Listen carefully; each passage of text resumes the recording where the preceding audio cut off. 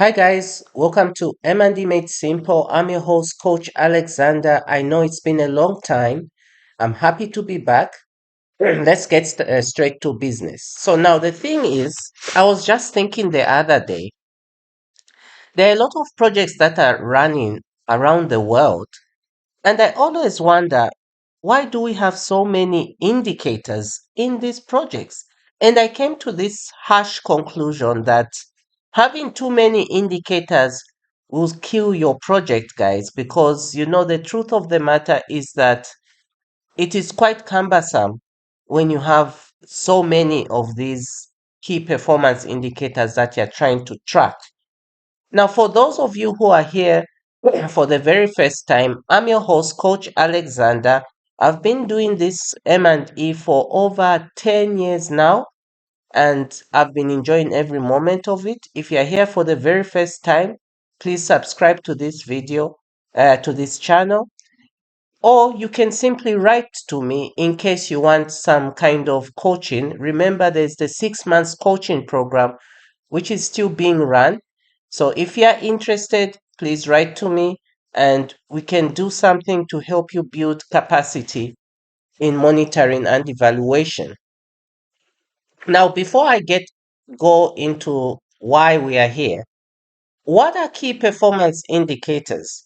So key performance indicators, also known as KPIs, are the means of measuring whether you've achieved your goals or not. So, take for example, if you have a project that is supposed to reduce poverty in a certain community, then your KPI is the levels of poverty in that community. Because why I say so is when you are able to analyze the levels, it will give you an indication of whether poverty has reduced or increased.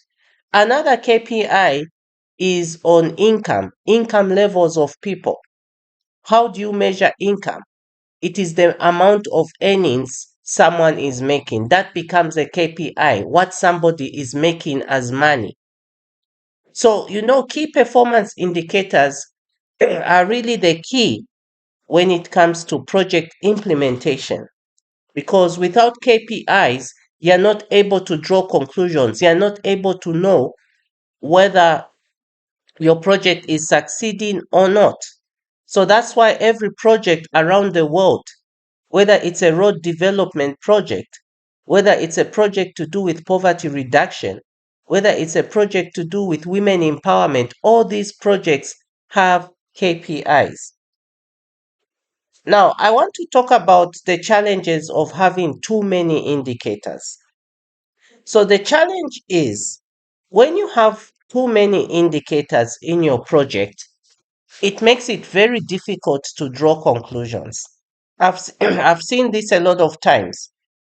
And what's even worse, many of these projects today will even have over 500 indicators. Now, if you ask me, how are you going to draw conclusions? How are you going to establish whether your project has succeeded or not? Because each of these indicators, each of these 500 indicators are giving different signals. It becomes really challenging to draw a conclusion. A good thing that you can, something you can think about is when you look at the United Nations Sustainable Development Goals, look at how simplified their indicators are. And with that kind of simplified way of presentation, it's easy for you to draw conclusions. So now the issue is when you have too many of these indicators, I'm telling you guys, it's really hard. Another issue is data collection, analysis, and reporting becomes so expensive. This is why I was just sitting down and it dawned on me that this could be the reason why project management teams shy away from dedicating a budget to M&E. It's because of this very thing. It becomes so expensive, guys. If you're going to collect all those indicators, where are you going to draw the resources? Because remember, when it comes to data collection, even if you're using an online system, you need to pay for subscription. You still need to pay for the equipment. If you're using paper based, you need to pay for the daily subsistence allowances for these field staff who are going to collect the data. You need to pay for their transport. You need to pay for their fuel. So all this becomes really cumbersome. And truth be told, a lot of people are trying as much as possible to minimize costs. But what you're doing when you add too many indicators is actually making the whole process expensive. The analysis is going to take time. You might say, okay, analyzing doesn't draw funds, but it's going to take time because you have all these indicators. How are you going to draw conclusions? Reporting also is going to take time. Now, when you have too many indicators, listen here, guys. There is a high risk of error when it comes to reporting. And this is simply because you're chasing after a deadline.